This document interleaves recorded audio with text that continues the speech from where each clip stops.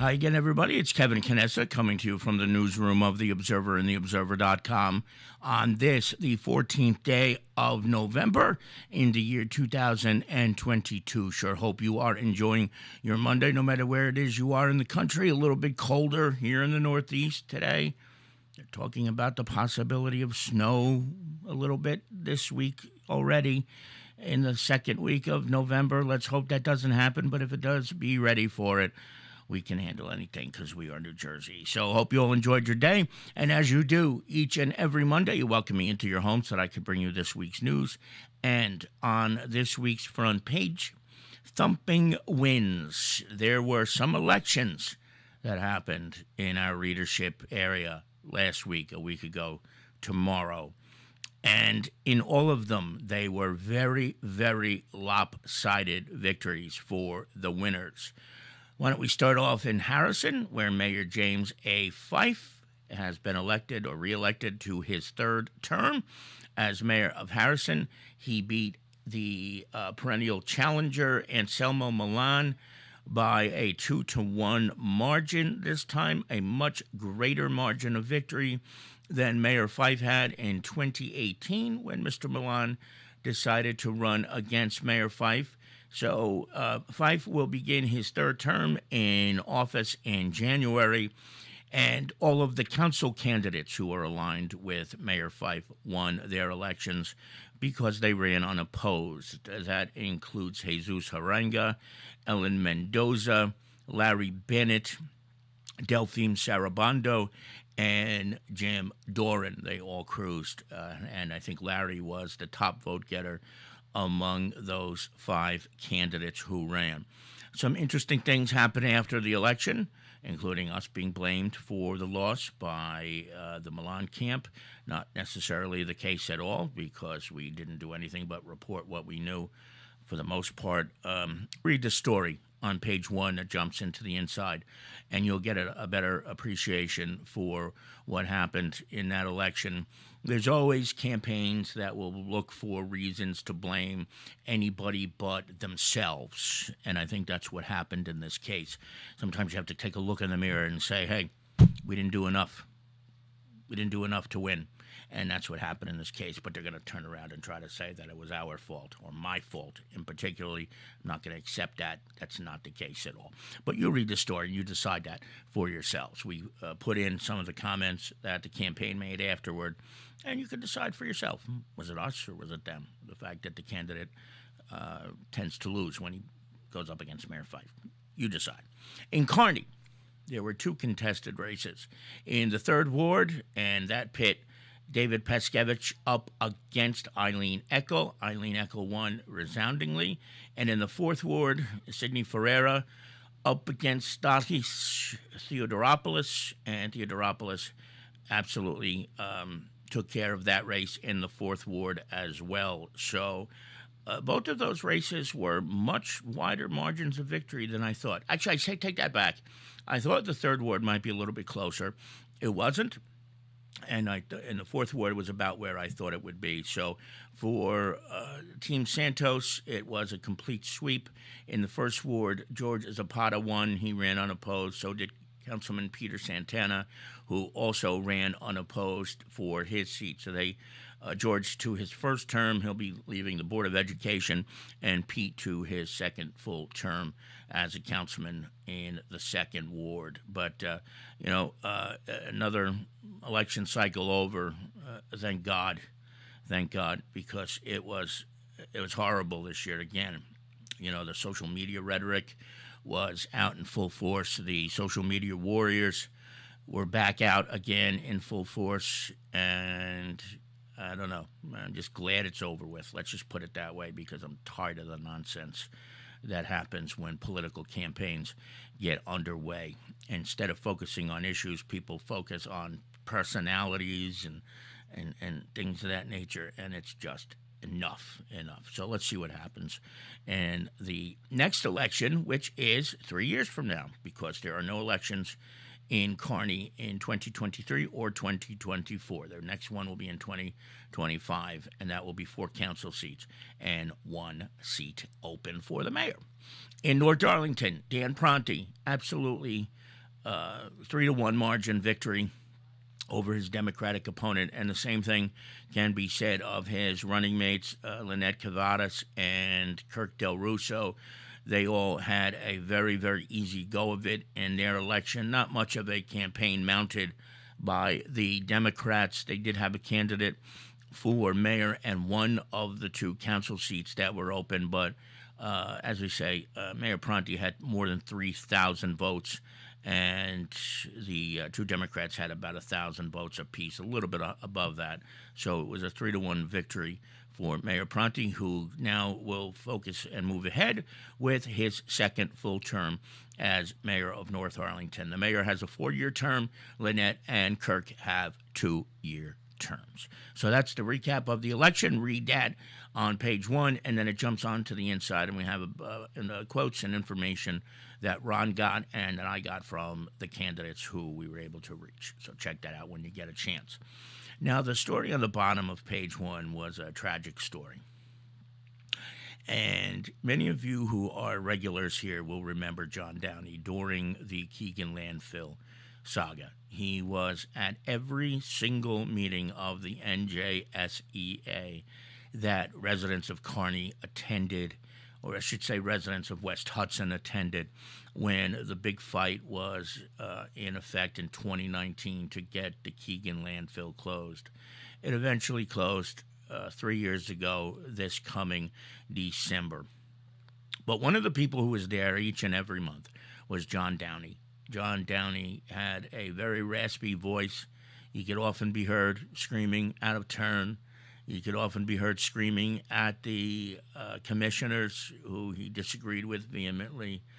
But he had a big part in that closure of the Keegan landfill. He was there, and he never gave up. 63 years old. John died a week ago, Sunday, at the all too young age of 63. And we know we're going to miss him. John experienced a lot lately. He had COPD. His voice was very difficult to understand at times because of it. But he was always there at those NJSEA meetings. And he was always at the 15W picnic every summer or every fall, depending on when it would happen. And he was a major volunteer for Kearney High School's project graduation. He was a cook. He went to the Culinary Institute of America for his training, and he was a cook by trade. And he volunteered his services every year for project graduation, the picnic, and also the Kearney Senior Citizens Picnic that Carol Jean Doyle and Joanne Caratora put on every year down at Doyle Pavilion. And he was just a wonderful human being and didn't have many family members in death, but he has a town family who will miss him and who loved him dearly. So rest easy, John. We're all going to miss you, and we cannot say enough how much we are grateful for all the hard work you put in over these years, a lifelong just about Kearney resident. As we move inside this week's paper, this is just some pie charts from the election. You will see that, which just kind of breaks down the numbers so you could see it in graphic form, and that's there. And then also a student of the month. Tim Wagner has a police blotter this week, which kind of blew my mind. There was a fight between 3 people, and a knife was involved. And while this fight was going on, they were doing all this in front of a 1-year-old baby. I mean, come on. Is there any sanctity left that this would happen in front of a baby? So check that out. There's always something interesting in the police blotter, and that one certainly caught my eye as the lead item. You just never know what's going to happen. Bill Stiepel was back in town this past weekend, and he was talking about his new epic book about General Philip Kearny, and he signed copies for people who went to his lecture at the library. We have a photo there, courtesy of Barbara Goldberg, our dear friend, and Ron Lear has a recap of Bill Stiepel's lecture, which is always phenomenal. He's a great speaker.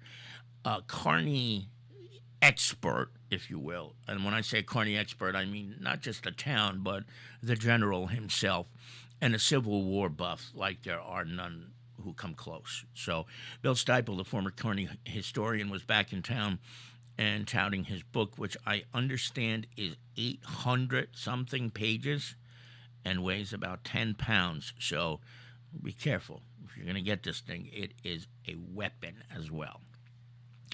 Last Friday, November the 11th, was Veterans Day, and the town of Kearney had its annual celebration for veterans, and I was happy to say that a friend of mine was named the Veteran of the Year, Michael Machado. Michael, of course, is married to Alyssa Facido, who's now Machado, and his in-laws are Jerry and Denise Facido. So he was named the Kearney Kearney Veteran of the Year. And each year, the ceremony at the park is always stunning. Len Twist shoots off his rifle. He's dressed as a doughboy. The cannon gets shot off. There's a dramatic reading, and there are a couple of speeches as well. And, the mayor had a very solid point, too, in his speech. He always does something different every year, and this year was how important it is to take care of the veterans who, in their lifetimes, have done everything they can to take care of us and to keep us free.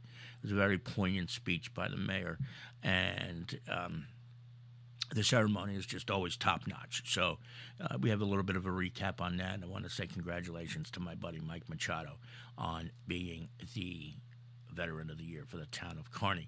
Jason Bernstein has sports, as he does each and every week, 2 pages of it, in fact. We have a story about the Blue Mass at the Cathedral Basilica of the Sacred Heart, which happens annually.